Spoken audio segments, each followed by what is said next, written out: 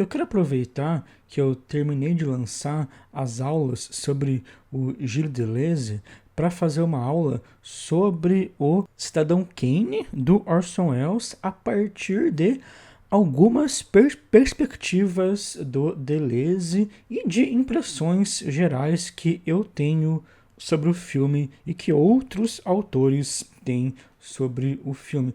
Quero fazer algo parecido com o que eu fiz na aula sobre o Paixão de Joana d'Arc do Dreyer, que é a partir de uma ideia inicial do Deleuze para comentar sobre alguns aspectos específicos dessa obra. No caso desse filme, ele é bastante citado no livro 2 do Deleuze, no Imagem Tempo, no livro dele sobre cinema pós-guerra e sobre cinema moderno, mas de qualquer forma, mesmo que eu vá usar aqui aspectos do Deleuze, você não precisa ter lido o livro para entender a aula, não precisa conhecer toda a teoria do Deleuze para entender essa aula. Eu vou usar algumas definições que ele traz, mas vou tentar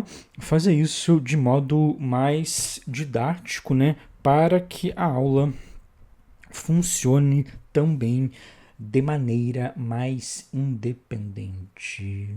O longa começa com a morte de um magnata da imprensa chamado Charles Foster Kane. Ele diz a palavra Rosebud antes de morrer, e aí, durante o filme, um jornalista entrevista pessoas que conviveram com esse homem para tentar entender o que é Rosebud. O filme conta essa história, conta a trajetória desse homem através de flashbacks que ocorrem durante essas entrevistas. O filme tem, digamos, vários narradores que vão recontando o trajeto do Kane, da sua infância até a sua morte. O Deleuze vai falar sobre esse filme a partir do que chama de imagem-tempo. Imagem-tempo seria o tipo de imagem que existe no cinema moderno. Nesse tipo de imagem, o que guia todos os agenciamentos do filme é o tempo, são as ambiguidades, são as potencialidades do tempo e não mais uma ação realista ou 100% confiável, como ocorria no cinema clássico. Os grandes movimentos modernos, como o neorrealismo, como a Nouvelle Vague, vão desafiar uma nova noção de tempo. Vão apresentar cenas mais lentas, cenas que seguem ações mais dispersivas, terão personagens que deambulam pelos espaços e não possuem trajetos tão definidores. As obras modernas lidam com o tempo de modo mais ambíguo e subjetivo, e é esse modo aí mais subjetivo, mais ambíguo, que vai definir aspectos da imagem, aspectos gerais do filme.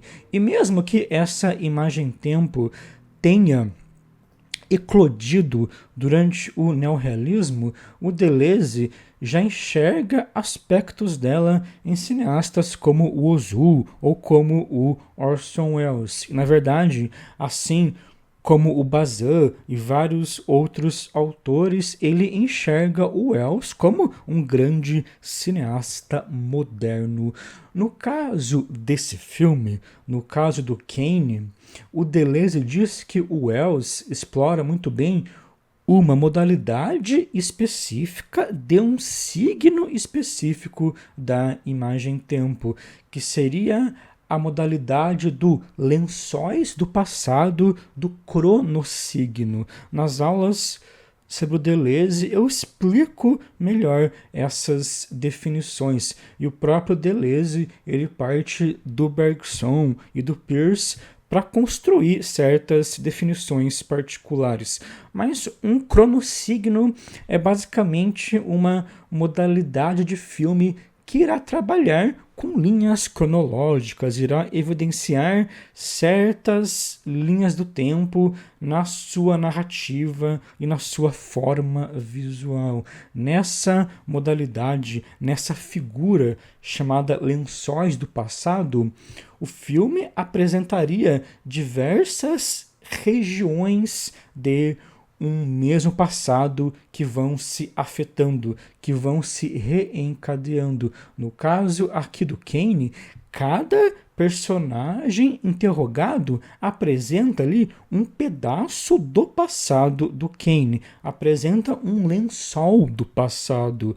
Todo o filme, toda a sua estrutura é baseada nisso. No começo, o investigador vai tentar falar com a Susan, com a segunda esposa do Kane, mas ela não fala nada. O lençol falha, essa evocação do lençol falha. Depois ele vai ler as memórias do Thatcher, do banqueiro que adotou o Kane quando era criança. Depois vai entrevistar o Bernstein, o cara que foi ali uma espécie de secretário executivo do Kane. Depois visita o Leland, aquele amigo do Kane, no hospital. E no final consegue falar com a Susan e com o mordomo da mansão do Kane.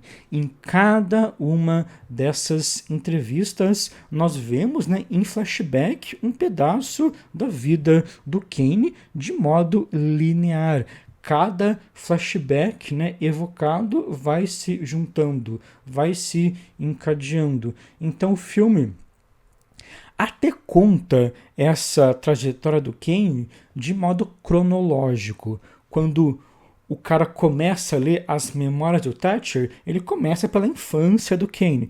E no final, quando fala com o mordomo fala da morte do Kane. Porém, essa é uma espécie de ordem cronológica em que vários círculos desse passado coexistem.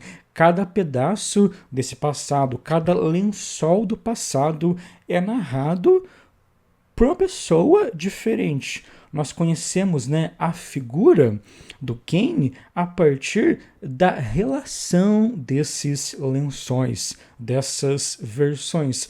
Mesmo que o Kane tenha tido uma só vida, cada pessoa tem uma visão dele. Os lençóis, então, coexistem de modo simultâneo. Não é o Kane que nos conta a sua história, são essas versões do seu passado narrado por outras pessoas. Então toda essa estrutura já depende, como diz o Deleuze, dessa temporalidade que se mostra por si mesma a partir da coexistência desses lençóis que nós vamos explorando. Essa, né, já é uma estrutura não tão convencional, né?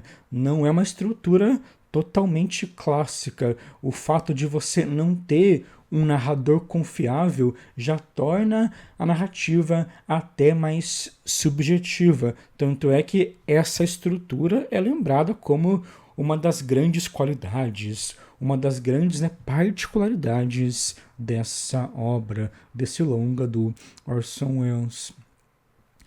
Além da estrutura não ser convencional, o modo como as cenas são filmadas e montadas também não responde a aspectos tão clássicos, não respondem a todas aquelas regras do naturalismo hollywoodiano que eu comentei na aula sobre isso. Basicamente, o Orson Welles vai lidar com dois tipos de imagens e com dois ritmos nesse filme. Existem, por exemplo, sequências com montagem rápida. O filme já abre ali com uma reportagem sobre o Kane bastante dinâmica. E durante o filme, o Welles mostra aspectos da vida dele, da vida do Kane, de modo também bem dinâmico. Aquela montagem dele com a Primeira Esposa ficou bem famosa. É uma espécie de sequência em episódios, como diria o Christian Metz.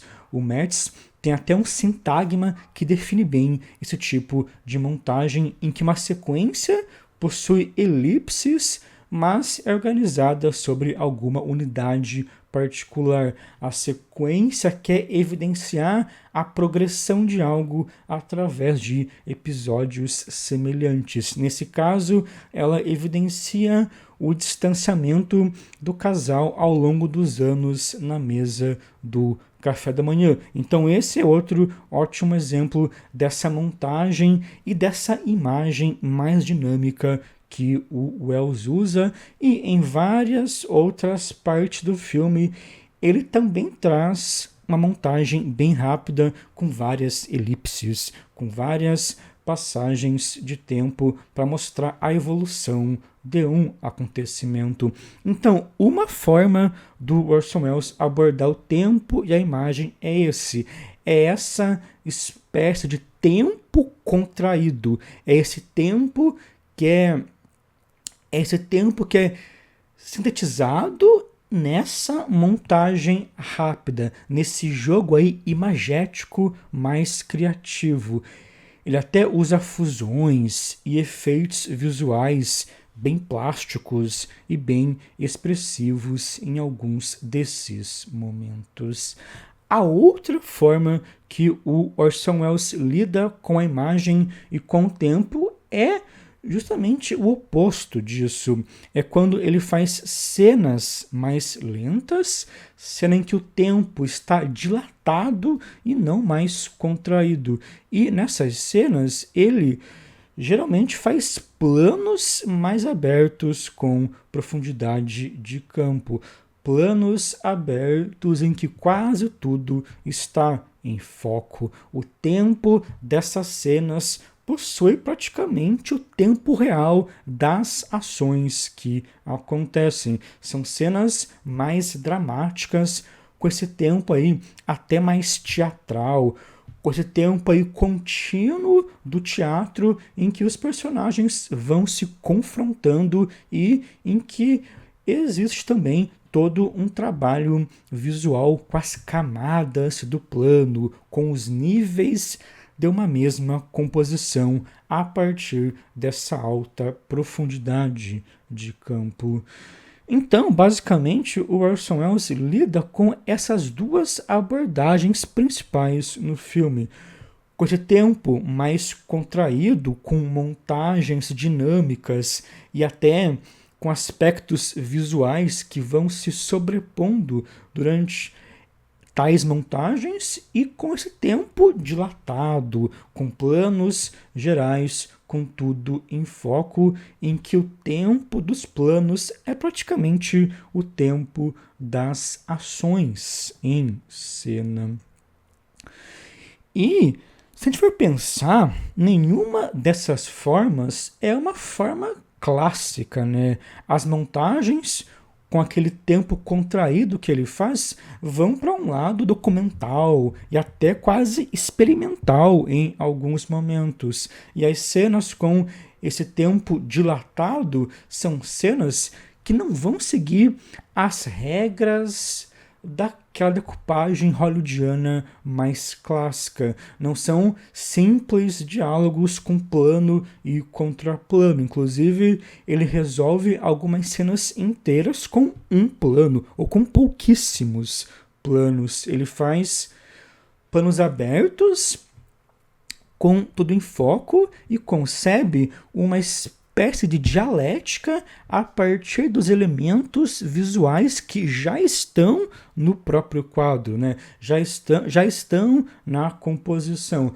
O Bazin dizia que o Orson Welles integrava a montagem na perspectiva plástica do quadro. Você não tem cortes, mas tem elementos em primeiro plano, elementos próximos da câmera que dialogam com elementos que estão no fundo do plano.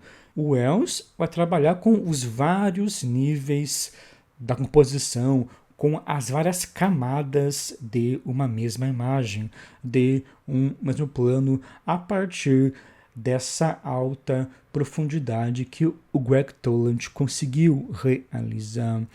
Então, apesar desse trabalho soar convencional, quando a gente para analisar ele, raramente você encontra uma cena 100% convencional. Raramente você encontra uma cena que vá responder a todo aquele naturalismo hollywoodiano, a toda a tradição do Frank Capra, do Griffith e de autores mais clássicos da imagem-ação. Pensando aí historicamente, esse trabalho ficou muito famoso justamente devido ao uso da profundidade de campo, devido a planos abertos em que praticamente tudo está em foco e que o Wells usou para construir relações, né, bem complexas em uma mesma imagem. O Bazin, por exemplo, dizia que isso tornava a imagem mais realista. Ele dizia que agora o espectador poderia passear o seu olhar por todo o plano. Dizia que essa era uma imagem que não manipulava o espectador, como era a montagem mais controladora dos soviéticos, por exemplo. Já o Jean Mitry vai discordar do Bazin. O Mitry vai dizer que os cineastas que usam a profundidade de campo, como o Orson Welles ou como o William Wyler, criavam núcleos de atenção dentro dos planos e os espectadores eram atraídos por esses núcleos. O Mitry dizia que a forma que o plano era organizado manipulava, sim, o olhar do espectador. O espectador era forçado a seguir uma linha ou a seguir uma ação específica, mesmo nesse caso. E o Deleuze vai até mais longe. Para ele, essa profundidade de campo vai também exibir o tempo por si mesmo, já que dentro do quadro, dentro da composição, você tem algumas sugestões imagéticas que remetem a aspectos do tempo e da memória. Por exemplo, quando um personagem está no fundo e se aproxima da câmera para confrontar outro personagem que ele não vê há muito tempo, é como se ele estivesse no passado e todo o seu movimento até um local mais próximo da câmera é também um movimento do passado para o presente. É ali um movimento de ruptura do passado para o presente. Ou ainda naquela cena em que os pais do Kane decidem o seu futuro, nós temos mais próximo da câmera a decisão, né, sendo tomada, a mãe dele ali assinando o contrato que vai deixar o Thatcher como guardião da criança, e ao fundo nós vemos o Kane criança brincando na neve. Ao fundo nós temos ali uma imagem idílica do passado. Então, em uma mesma imagem, em um mesmo plano, nós não temos apenas ações distintas, mas temos também percepções de memória e de temporalidade distintas. O Wells, a partir disso, cria uma imagem-tempo muito específica também, como se a profundidade de campo evidenciasse justamente a dimensão desse lençol do passado, evidenciasse, digamos, o comprimento desse lençol do passado, evidenciasse o contínuo desse lençol que nós estamos explorando. A imagem estaria subordinada ao tempo no sentido de que a composição do plano, no caso o plano geral, em profundidade de campo busca enfatizar esse contínuo do tempo. Outra cena que mostra isso é a discussão entre o Kane e o Leland após o Kane perder as eleições. O ambiente está bagunçado e desgastado de tudo o que veio antes. É o ambiente da campanha, do jornal, do escritório. O ambiente todo focado passa uma noção de memória, de um tempo e de coisas que ocorreram ali, enquanto que os dois conversam no presente, ou pelo menos, né, no presente do passado, já que esse é um flashback. Até o modo como os planos com tudo em foco criam algumas distorções em relação ao tamanho e à forma do que está em cena também vai dialogar com isso. Quando, por exemplo, o jornalista vai ler as memórias do Thatcher, a porta dos fundos da biblioteca parece ali uma porta em miniatura. É uma imagem até bem kafkaniana, né? Como se aquilo fosse uma porta para um passado que ele ainda não conhece. E quando ele passa pela porta, existem essas figuras de sombras e não mais pessoas, como se essa própria noção de um tempo que está sendo descoberto pelo jornalista deformasse aspectos da imagem. O Deleuze diz que a deformidade revela o caráter temporal desse contínuo. Ela é irredutível às dimensões do espaço, ou seja, são as percepções ambíguas do tempo que redefinem o espaço, que modelam, que deformam até esse espaço da cena. Partindo também do Bergson, o Deleuze diz que o Orson Welles explora essa temporalização da profundidade de campo de dois modos. Quando ele mostra um personagem que no presente vai apresentar um lençol do passado e faz ali, por exemplo, uma plongée ou faz um movimento de aproximação, por exemplo, aquele plano que se aproxima da Susan e que atravessa o teto, quando o Wells faz isso, ele estaria contraindo o presente atual e evocando o lençol do passado, chamando o lençol do passado. Já quando ele explora esse passado propriamente, através dos planos gerais mais lentos, ele está fazendo o que eu descrevi agora. Estaria explorando a extensão do lençol, está fazendo o que eu descrevi agora há pouco, e não mais evocando ele através do presente. E aí, nesse caso, ele vai usar travelings e movimentos mais lentos. O Deleuze diz que a profundidade de campo irá de um ao outro, da extrema contração aos grandes lençóis e inversamente. Quando ele faz esse plongée ou quando ele faz esses movimentos mais rápidos no presente, ele contrai o presente e evoca o lençol. E aí quando surge o flashback, ele dilata o tempo para explorar algum momento-chave. Na hora em que o Leland começa a lembrar do Kane, o Wells faz fusões bem específicas, bem plásticas com o passado.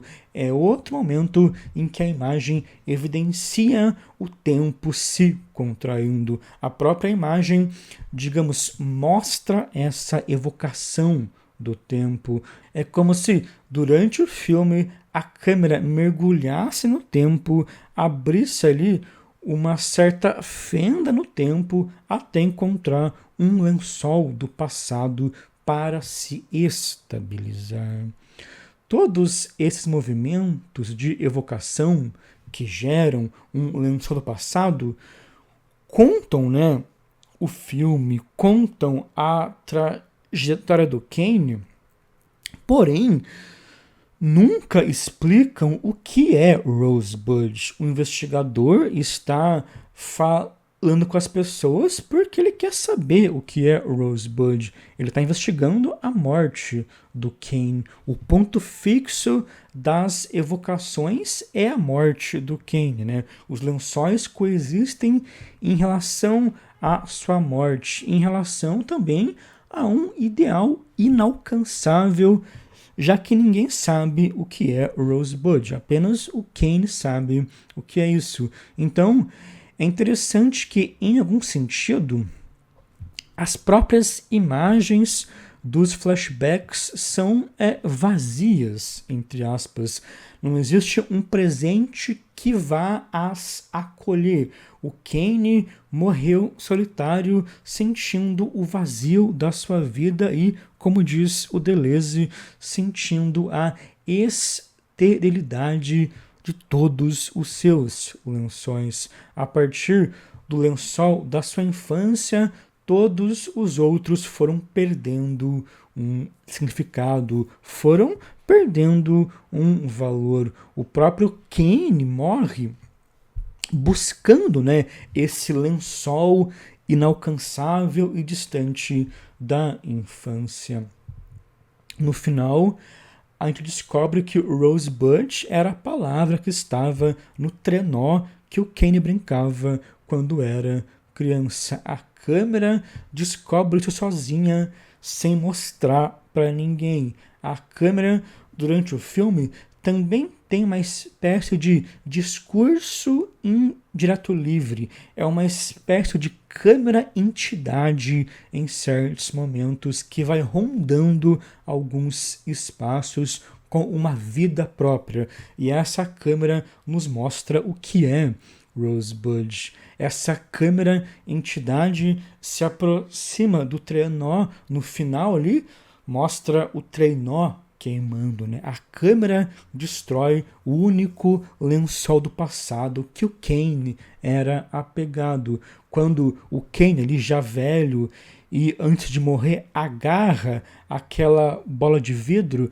de neve, ele estava buscando essa época perdida. Como um dos personagens diz no filme, o Kane era um homem que tinha tudo, mas que perdeu tudo. Ele tinha tudo de materialmente possível, ele construiu ali a maior mansão do mundo, ele colecionava várias obras de arte, mas não tinha nada que tivesse um valor realmente. A única coisa de valor que ele tinha era essa memória de infância que tentava se apegar no final da sua vida. Quando ele inicia a sua vida profissional, o Kane até vai tentar se apegar a alguns princípios. Ele publica ali uma carta de intenções, de princípios, bem no começo do jornal. Uma carta que até o Leland guarda, mas ele mesmo trai tais princípios. Ele não consegue se manter fiel a nada, não consegue manter uma fidelidade com nenhum passado, com ninguém, como se devido ao seu trauma de infância, devido a essa ruptura de ter deixado o trenó e ter aceitado o Thatcher como guardião, ele nunca conseguisse, após isso, criar vínculo com nada. O seu único vínculo era aquele trenó, era aquela situação idílica da infância, aquela memória idílica. Todas as outras memórias foram em vão. E a própria estrutura do filme atesta um pouco essa efemeridade da sua vida, já que, como eu disse, não existe um narrador central, logo não existe um centro confiável.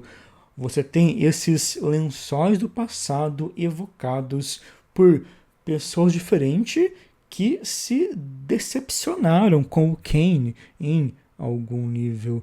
Essa junção de lençóis é também uma cadeia de traições. Nunca dá para saber quando o Kane estava sendo verdadeiro. Parece que ele estava sempre performando durante essas situações. É uma cadeia também de potências do falso, como diria o próprio Gilles Deleuze.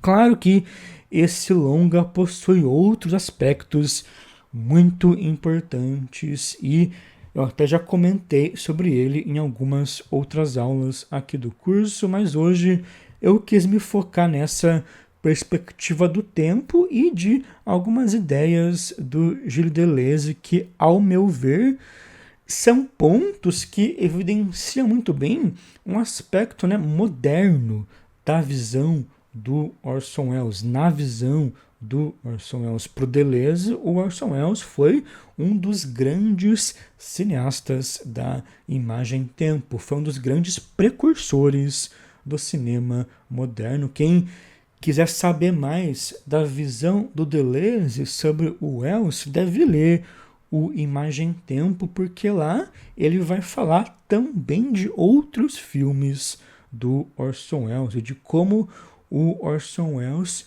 subverte aspectos narrativos e formais a partir de uma concepção de ritmo, de tempo e de construção de personagens muito própria. Mas é isso, espero que vocês tenham gostado da aula e até a próxima.